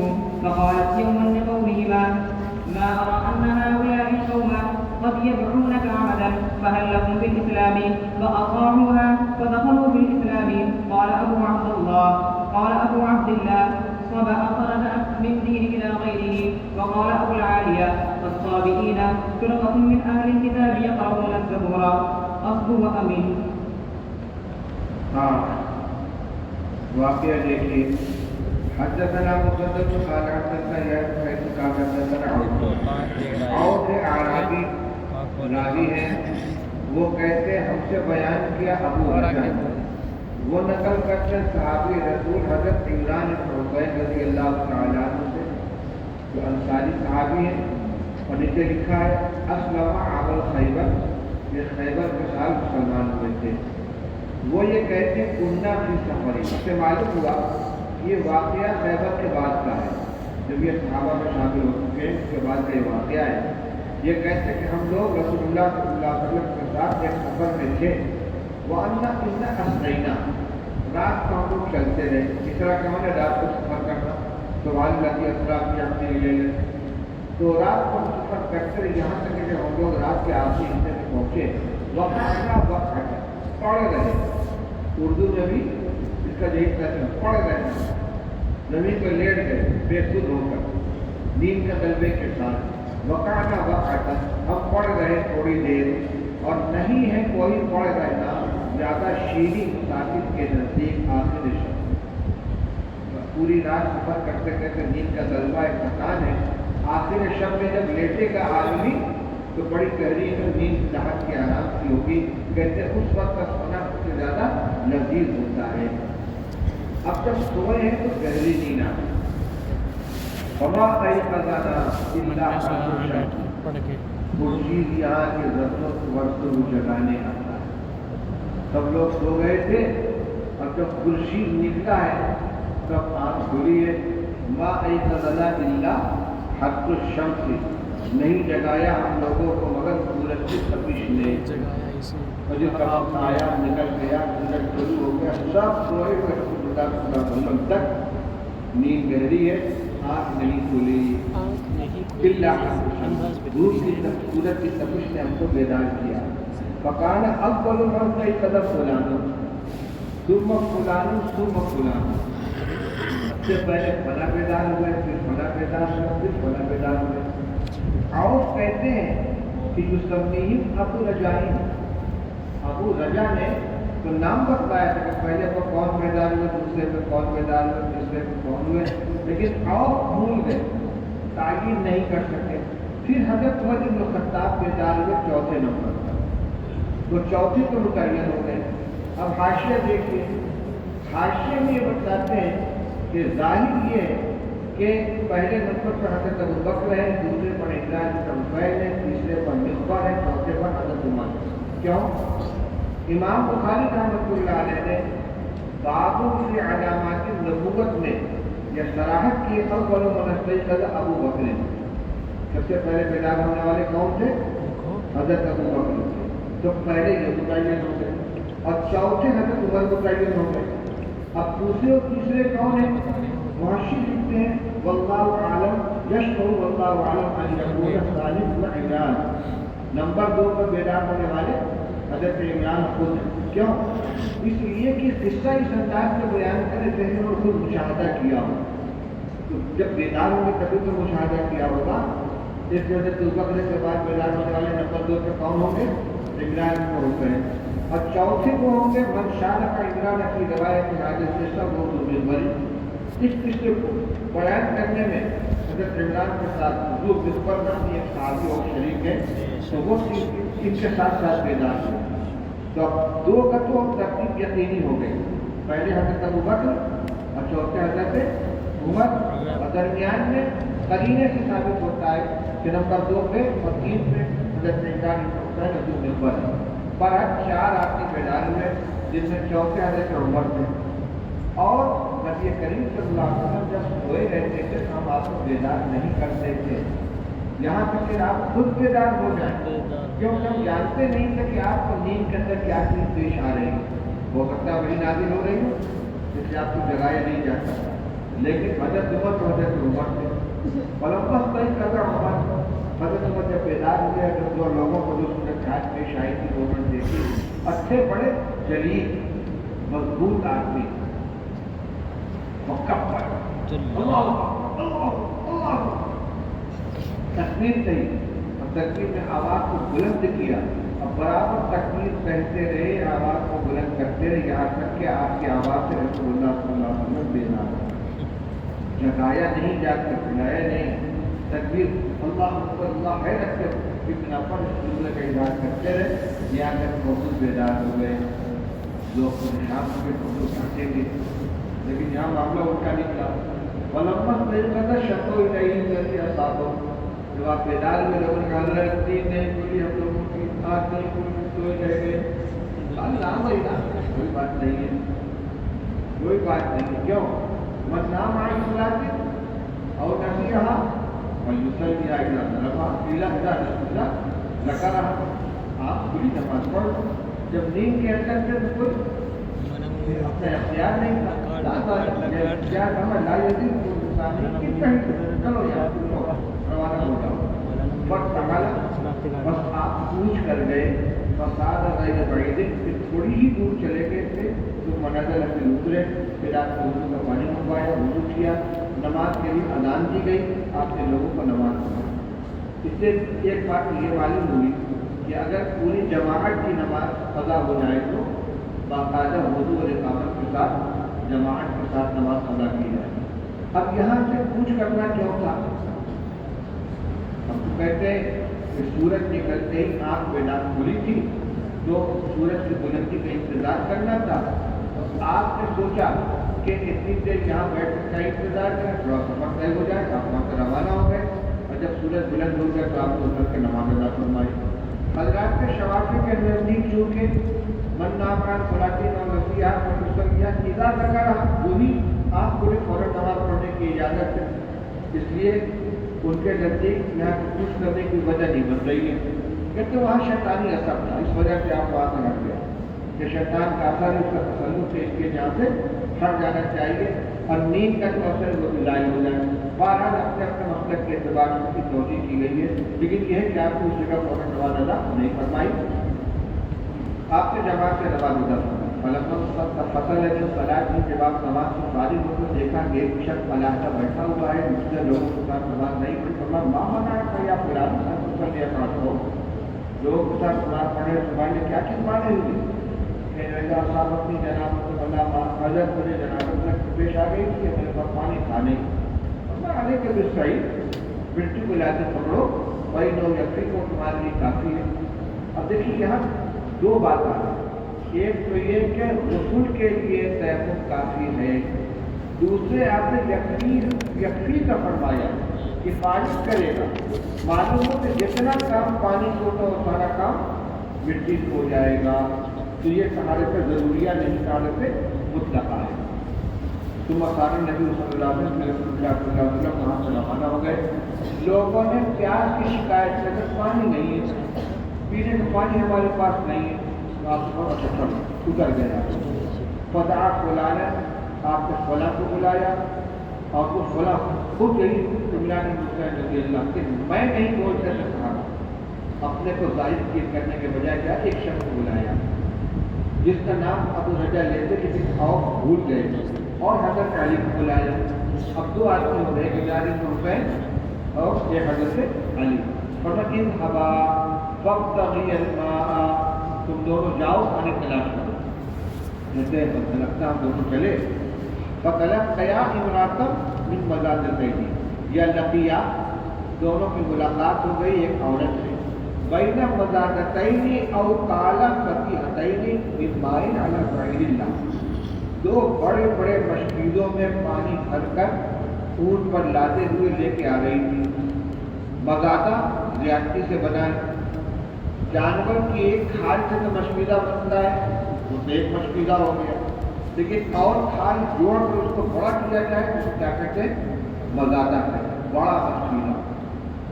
تو بڑے بڑے دو مشکیزوں میں پانی بھر کر اونٹ پر دونوں طرف لٹکائے ہوئے وہ بیٹھی پانی لے کے چلی آ رہی تھی، اس کو مزادہ کے کہتے ہیں، سقیہ بھی کہتے ہیں، ایک ہی لفظ دو، ایک ہی معنی کے دو لفظ ہیں، بیٹھی اپنے اونٹ پر لے کر وقالا لہا، یہ دونوں سے کچھ آئیدل پاؤ، بڑی بھی پانی کہاں ہے، کتنی دور سے پانی لے کر آ رہی، حالت احدی بھی مائی اب ہاری ساعتا، میری ملاقات پانی سے گزشتہ کل اسی وقت ہوئی تھی، یعنی 24 گھنٹے کا فاصلہ طے کر کے جاؤ گے تو پانی ملے، اسی وقت پانی کی طرف چلی ہوئی۔ وَنَفَرُنَا خَلُوصٌ، اس کو اندیشہ ہوا کہیں ہم کو پریشان نہ کریں، کہنے لگے دیکھو ہمارے مرد غائب ہیں، میں کہاں سے پانی لینے کے لیے آئی ہوں، وہاں صرف عورتیں اور بچے ہیں۔ نفرنا خلوفاً، اگر اس کو حال بنائے قائم مقام خبر کے تو خلوفاً، اور اگر نسخہ لکھے تو خلوف کا تو براہ راست خبر بن جائے گا۔ نفرنا خلوفاً کے معنی کہ ہمارے مرد غائب ہیں، ہمارا گروہ غائب ہے، لہٰذا مجھ کو جانے دو۔ اعلیٰ ان تکلیف کی کہنا چلو میرے ساتھ، اس لیے حکم نے فرمایا کہ اس تغیر الماء، پانی تلاش کرو، پانی مل گیا، حضور کے حکم پر عمل کرنا ہے، چلو لے کے ان طریقے چلو، ان طریقے ادھر تب چل حالت الہی میں کہاں چلو، حالت یا رسول اللہ صلی اللہ علیہ وسلم حضور کی خدمت پر چل، حالت الذی جو قال له صابی، وہی جس کو صابی کہا جاتا ہے، بڑی مشکل بات ہو گئی۔ اگر کہتے نعم، جس کا مطلب اس صابی کو تسلیم کرتے ہیں، اور کہتے لا، غلط ہوتا ہے کیونکہ حضور کی بات کو جانا ہے، تو کیا کہیں؟ قالوا هو الذی تعنینا، ہاں وہی جن کو تم مراد لیتے، یعنی میں صابی نہیں کہتا ہوں، لیکن صابی کہہ کے تم جس ذات کو مراد لے رہی ہو وہ انہیں کے پاس لینے کے بعد بچا لیا، چلو لے کے چلے، فن کرنے کی چل، پھر سے فن کرنے کی کہا، وجاء بہا، لوگ دونوں اس کو لے کر رسول اللہ صلی اللہ علیہ وسلم پہنچے، بہت بساؤ ہے سے پوری بات بیان کرتی کہ ایسے ملاقات میں انہوں نے یہ پوچھا، اس نے یہ جواب دیا۔ قال استنزلوها عن بعيد، پہلے اس کو اونٹی سے نیچے اتارا، اور رسول اللہ صلی اللہ علیہ وسلم نے کنارے میں ایک برتن منگوایا اور اس میں دونوں مشکیلوں کے منہ کھول کر تھوڑا تھوڑا پانی اس میں نکالا اور ان دونوں منہوں کو بند کر دیا، لیکن محشی لکھتے ہیں کہ جو پانی آپ نے نکالا تھا اس میں لعاب دہن ڈالا اپنا، اور پھر اس پانی کو اس میں لوٹا دیا اور پھر وہ بند کر دیا۔ مشکیلے میں دو منہ ہوتا ہے، مشکیلا جو یہ بدن جانور کی کھال ہے نا، تو گردن کا جو حصہ ہوتا ہے یہ تو ہوتا ہے بڑا منہ، اور جو پیر کی کھال اتاری جاتی ہے وہ ہوتا ہے چھوٹا منہ، اس کو افواہ کہتے ہیں گردن والے، اور اس کو عضلہ کہتے ہیں، عین زا لام الف زا، جو چوٹی کی جگہ پر۔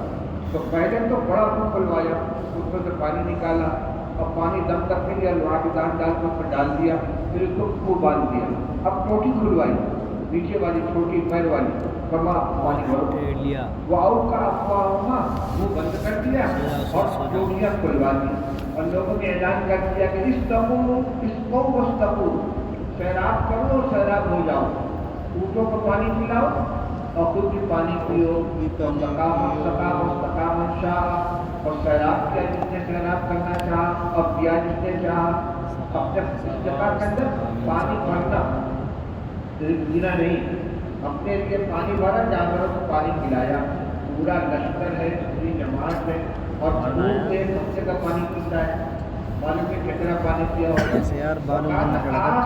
آخر اداری کا، اور سب سے آخر میں یہ فرق کہ وہ شخص جس کو جنازہ کو شاید اس کو پانی کا ایک برتن بھر کر دیا گیا، آپ نے فرمایا انم ابرز علیہ، جا اپنے اوپر اس کو ڈال لے، وہی قائمۃ تنظر الی ما یفعل بمائها، اور وہ عورت کھڑی ہوئی دیکھ رہی ہے جو خود اس کے پانی کے ساتھ ہو رہا ہے، چپ چپ دیدم دم کشیدم، سمجھ میں یہ کیا ہو رہا ہے، لقد حکلی عنہا، اس سے فرصت پائی گئی، وَإِنَّ لَنُخَيِّرُ إِلَيْنَا أَنَّهَا أَشَدُّ بِالْأَثَرِ مِنْهَا حِينَ ابْتَدَأَ بِهَا، ہمیں یہ خیال ہو رہا تھا کہ وہ مشکیلا بھرا ہوا ہے مجھے اس وقت اس سے زیادہ جتنا اس وقت بھرا ہوا تھا جب آغاز کیا گیا، پانی نکالنا شروع کرنے سے پہلے جتنا بھرا ہوا تھا، سارا پانی نکال لینے کے بعد اب اس سے زیادہ بھرا ہوا نظر آ رہا تھا۔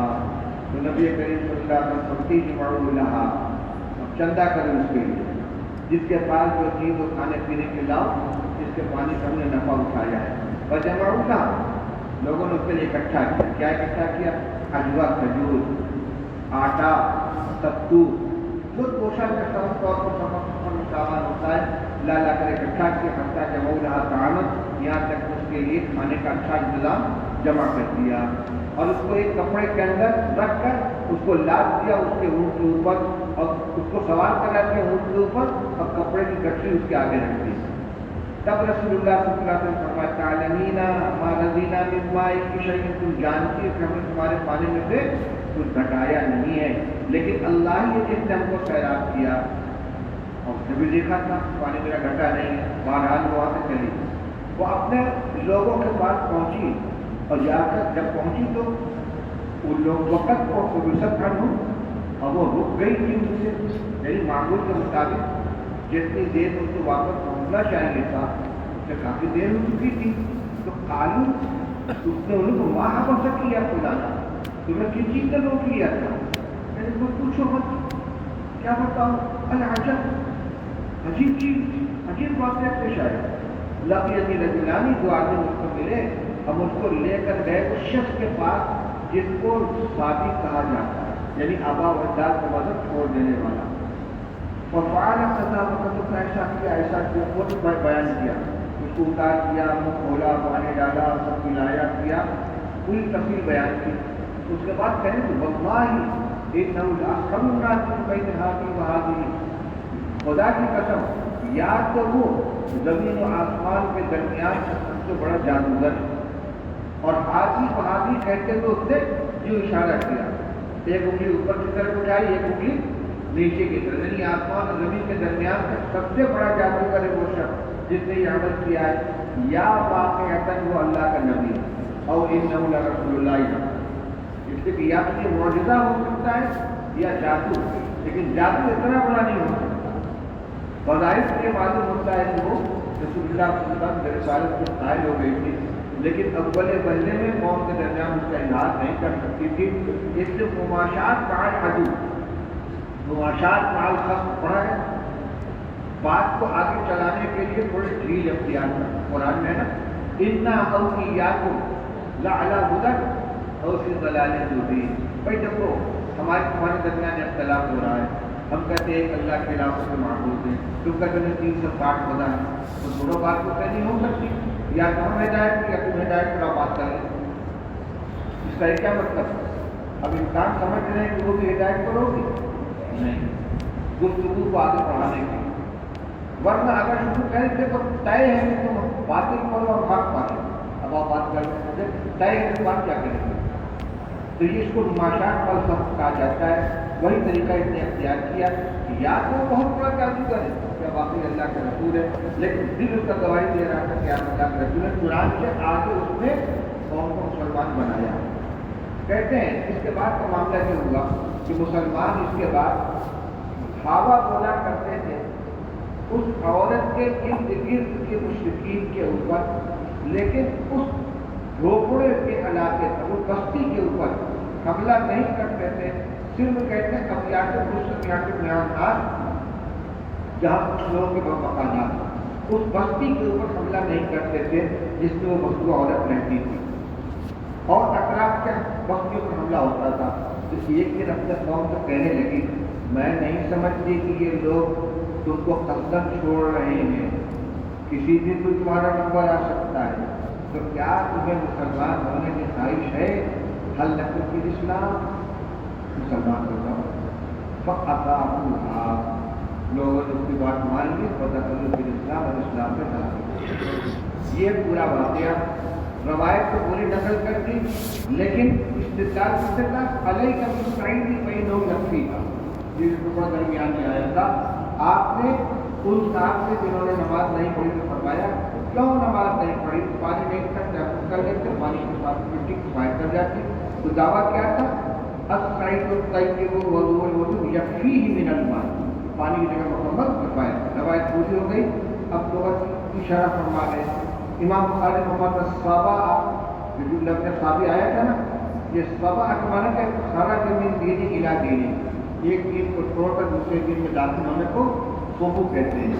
اور ابو العالیہ نے کہا قرآن میں وہ صابین کا جو لفظ آیا ہے اس سے اہل کتاب کا ایک فرقہ مراد ہے جو لوگ زبور کی تلاوت کرتے تھے اور ستاروں کی پوجا کرتے تھے، یہاں اس کا ذکر نہیں ہے۔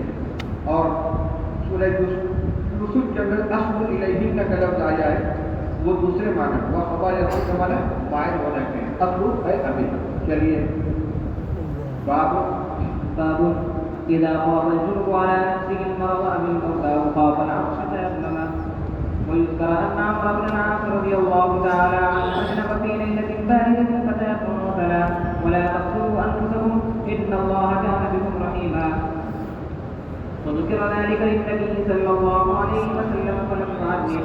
وبه قال حدثنا بشر بن خالد قال أخبرنا محمد بن مغفر عن شعبة عن سليمان عن أبي بارد قال أبو موسى لعبد الله بن مسعود رضي الله تعالى عنهما إذا لم يجد الماء لا تصلي. قال عبد الله نعم إن لم أجد الماء شهرا لم أصلي. لو رخصت لكم في هذا كان إذا وجد أحدكم الفرق قال هكذا يعني تيمم وصلى. قال قلت فأين قول عمار بن عمر؟ قال إني لم أمر عمر قنع بقول عمار. وبه قال حدثنا عمرو بن حفص قال حدثنا أبي قال حدثنا الأعمش قال سمعت شقيق بن سلمة قال كنت عند عبد الله وأبي موسى رضي الله تعالى عنه وعنهم فقال له أبو موسى فرأيت يا أبا عبد الرحمن إذا أجنب فلم يجد ماء كيف يصنع؟ فقال عبد الله لا يصلي حتى يجد الماء. فقال أبو موسى فكيف تصنع بقول عمار حين قال له النبي صلى الله عليه وسلم كان يكفيك؟ قال ألم تر عمر لم يقنع بذلك منه؟ فقال أبو موسى فدعنا من قول عمار كيف تصنع بهذه الآية؟ فما نرى عبد الله ما يقول. فقال إنا لو رخصنا لهم في هذا لأوشك إذا ورد على أحدهم الماء أن يدعوه ويتيمم. فقلت لشقيق فإنما كره عبد الله بهذا؟ فقال نعم. باب إذا خاف الجنب على نفسه المرض أو الموت أو خاف العطش تيمم. جب جنبی کو اپنی ذات کے بارے میں بیمار ہو جانے کا اندیشہ ہو یا موت کا اندیشہ ہو یا پیاس کا خوف ہو کہ غسل میں پانی استعمال کر لیں گے تو پینے کا پانی نہیں رہے گا، پیاس سے پریشان ہو جائے، ان سب صورتوں میں تیمم کی گنجائش ہے۔ یہاں امام بخاری رحمۃ اللہ علیہ ان لوگوں کی ترغیب فرمانا چاہتے ہیں جو یہ کہتے ہیں کہ جنوبی کے لیے تیمم کی گنجائش صرف اسی صورت میں ہے جبکہ اس کو اپنی موت کا اندیشہ ہو غسل کرنے میں یا کسی عضو کے تلف ہو جانے میں، عضو تلف ہو جائے گا، ضائع ہو جائے گا، پالا پڑ جائے گا، پانی گر جائے گا، اتنی ٹھنڈک ہے کہ پانی استعمال کرنے سے مر جائے گا یا عضو تلف ہو جائے گا۔ صرف بیمار ہو جانے کا اندیشہ ہو تو تیمم کرنے کی گنجائش نہیں۔ امام فرماتے ہیں کہ تشدد ایسا نہیں ہے، بیماری کا اندیشہ تب بھی تیمم کر سکتا، بلکہ پانی موجود ہے غسل بھی کر سکتا ہے مگر سفر میں پینے کا پانی ساتھ میں نہیں ہے تو بھی تیمم کر سکتا ہے۔ تو جو لوگ تشدد کے قائل امام بخاری کی مخالفت فرمانے تیمم اور فرماتے ہیں کہ عمرو بن عاص رضی اللہ تعالیٰ عنہ ایک ٹھنڈی رات میں جنوبی ہو گئے تو تیمم کیا اور یہ آیت تلاوت کی لا تقتلوا انفسکم ان اللہ کان بکم رحیما۔ اس کا ذکر کیا گیا رسول اللہ صلی اللہ علیہ وسلم سے تو آپ نے ڈانٹا نہیں۔ ایک سفر میں عمرو بن عاص رضی اللہ تعالیٰ عنہ تھے، سردی کا موسم تھا، نہانے کی ضرورت پیش آ گئی، ٹھنڈک بہت تھی، تیمم کیا نماز پڑھا دی۔ لوگوں نے کہا یہ کیا کیا آپ نے؟ اللہ تعالیٰ فرماتے لا تقتلوا انفسکم ان اللہ کان بکم رحیما، ہلاک مت کرو تو موت کو نہیں جانا کہہ کرتا۔ خیر سفر ختم ہو گیا، رسول اللہ صلی اللہ علیہ وسلم حاضر ہوئے تو آپ سے پوچھا تم نے تیمم کیوں کیا؟ انہوں نے یہی آیت پڑھ دی لا تقتلوا انفسکم ان اللہ کان بکم رحیما۔ ٹھنڈک بہت زیادہ تھی، برداشت کے قابل نہیں تھی، فلم يعلم، آپ نے ڈانٹا نہیں۔ معلوم ہوا کہ سخت سردی میں اگر ناقابل برداشت ہو تو تیمم کرنے کی گنجائش ہے۔ یہ ضروری نہیں ہے کہ وہ تلف ہو جائے یا موت آ جائے، اس کا تیمم تبھی تیمم کر سکتے ہیں۔ اب آگے جو روایت ہے پہلے دوسری روایت پڑھ کے بعد میں پہلی پڑھ کے پہلے کی اجمال ہے اور تبدیل داخل ہو گئی ہے. دوسری روایت دیکھیے. حدثنا عمر بن عبد الله قال حدثنا عامر قال شقيق بن سلمة. ابو وائل شقیق بن سلمہ کہتے ہیں کہ میں عبداللہ ابن مسعود اور ابو موسیٰ اشعری کے پاس موجود تھا. دونوں صحابی بیٹھے ہوئے تھے. عبداللہ ابن مسعود رضی اللہ عنہ اور ابو موسیٰ رضی اللہ عنہ. ان دونوں میں اختلاف ہو گیا. ابو موسیٰ اشعری رضی اللہ تعالیٰ جنوبی کے لیے تیمم کے قائل ہیں اور عبداللہ ابن مسعود رضی اللہ تعالیٰ منع کرتے تھے نہیں جنوبی کو تیمم نہیں کرنا چاہیے. معمولی سے ٹھنڈا پر غسل کر تیمم کرنے لگے کہ اجازت نہیں. دونوں میں اختلاف ہو رہا ہے. اب گفتگو ہو رہی ہے تو ابو سلمہ کہتے کہ میں موجود تھا. قال له ابو موسیٰ عبداللہ ابن مسعود نے ابو موسیٰ اشعری نے کہا بتائیے اے ابو عبد الرحمن. ابو عبد الرحمن کون ہے؟ عبداللہ ابن مسعود.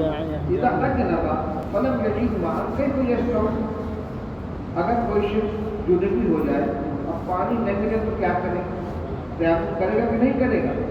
قال عبداللہ لا يصلي حتى يجد الماء. جب تک پانی نہیں مل جائے نماز نہیں پڑھے گا. جنبی کو تیمم کی اجازت نہیں دے رہے ہیں.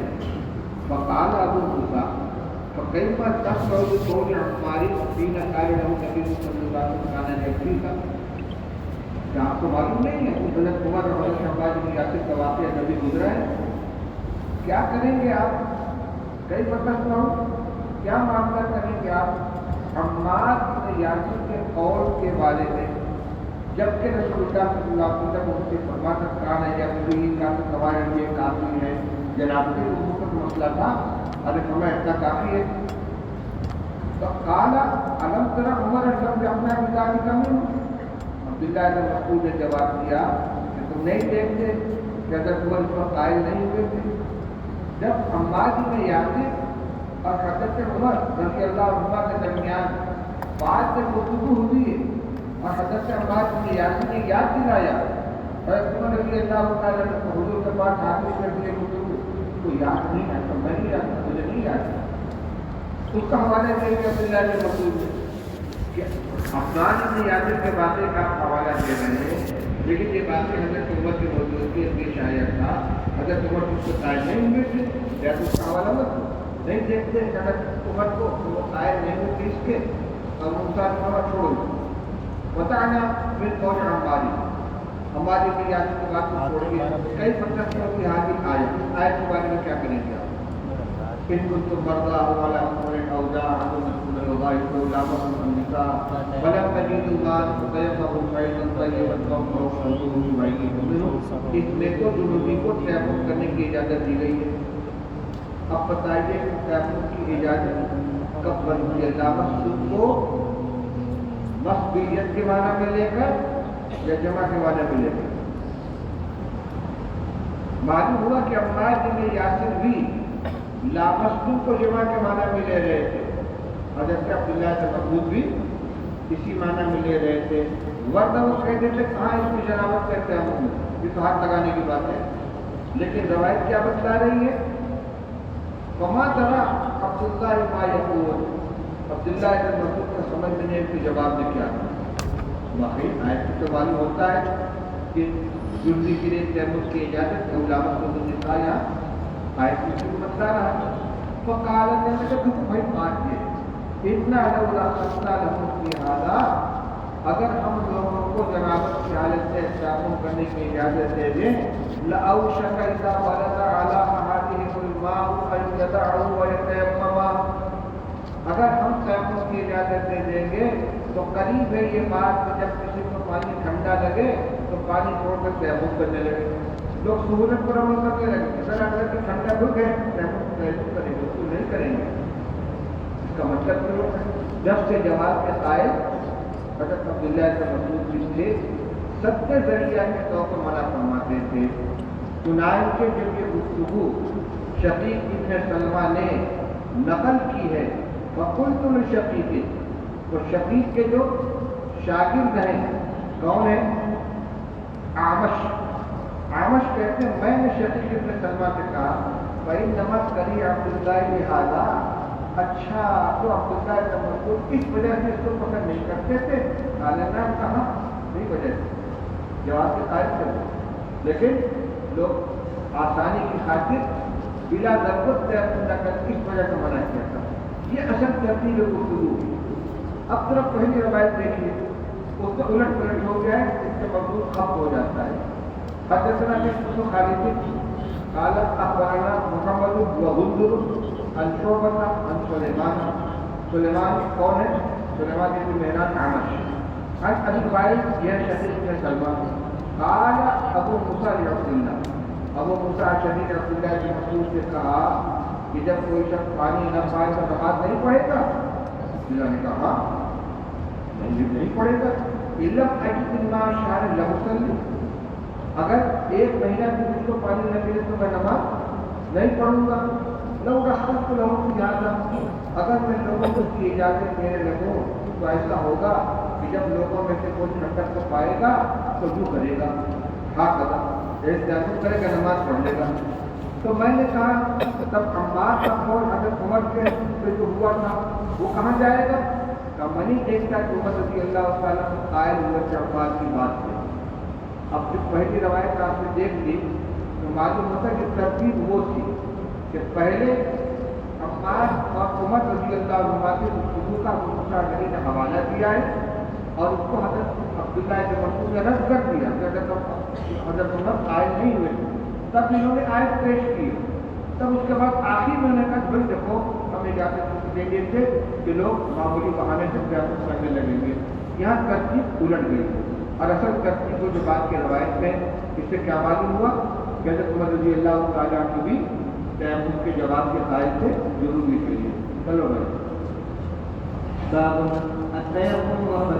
اب تو دوسرا مسئلہ تھا مختلف تیمم کے سلسلے میں۔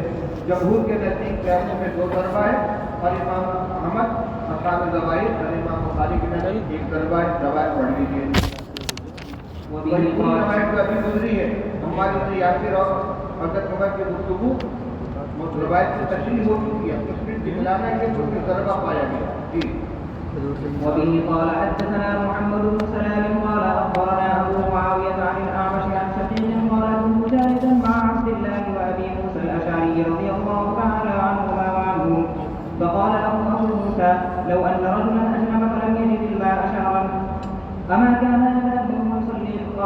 فقال عبد الله لا يتيمم وان كان لم يجد شهرا فقال له ابو موسى فكيف تصنعون بهذه الايه في سوره المائده؟ یہاں سے قلب ہو گیا، آیت کا پیش کرنا بعد میں پایا گیا، پہلے گفتگو حضرت عمار حضرت عمر گفتگو کا حوالہ آیا۔ جی فلم تجدوا ماء فتيمموا صعيدا طيبا فقال عبد الله لو كنت سفيهانا لهم لاوشكوا اذا برد عليهم الماء ان يتيمموا الصعيدا قلت وانما كرهتم هذا لذا قال نعم فقال ابو موسى الم تسمع قول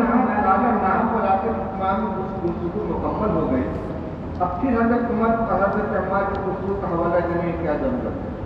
اس لیے راضی کا یہ تصور ہے کہ انہوں نے بعد والی گفتگو پہلے نقل کر کے پہلے والی کو بعد میں نقل کیا ہے۔ جی بعثني رسول الله صلى الله عليه وسلم في حاجة فأجنبت فلم أجد الماء فتمرقت بالصعيد كما تمرق الدابة فذكرت ذلك للنبي صلى الله عليه وسلم فقال إنما كان يكفيك أن تصنع هكذا ضرب بكفه ضربة على الأرض ثم نفضها ثم مسح بها ظهر كفه بشماله وظهر شماله بكفه ثم مسح بهما وجهه فقال عبد الله أفلم ترى ولم يقع بقول عباده وضرب بكفه ضربة على الأرض کا لفظ آیا ہے۔ اس سے استدلال کرے امام بخاری رحمۃ اللہ علیہ کہ ایک ہی مرتبہ ہاتھ مارا ہے، دونوں مسا کر لیا ہے، لیکن جواب دیا جا چکا کہ یہاں مکمل تیمم کا طریقہ بیان کرنا مفید نہیں ہے، بلکہ طریقے بتلانا ہے کہ جو طریقہ تیمم میں وضو کا وہی طریقہ تیمم میں غسل کا۔ جی وزاد يعلي عن الأعمش عن شقيق قال كنت مع عبد الله وأبي موسى رضي الله تعالى عنهما فقال أبو موسى لم تسمع قول عمار يعمر إن رسول الله صلى الله عليه وسلم بعثني أنا وأنت فأجنبت فمعدت بالصعيد فأتينا رسول الله صلى الله عليه وسلم فأخبرناه فقال إنما كان يكفيك هكذا ومسح وجهه وكفيه واحدة.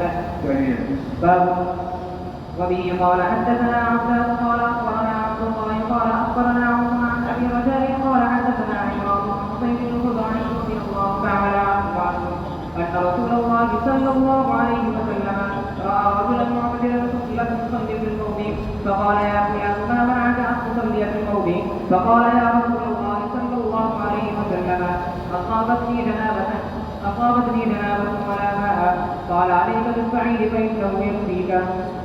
یہاں پر یہ روایت مضمون کے اعتبار سے اوپر سے مطابق ہے، اس میں بھی یکفی کا بھی بات آئی، یہاں بھی یکفی کا بھی بات آئی، لیکن اس میں ضربتاً کی صراحت موجود نہیں ہے، اس لیے اس کو بابل کہہ کے الگ کر دیا کہ من مزید اوپر والے روایت سے یہ مطابق ہے، اس سے واپس الگ ہے.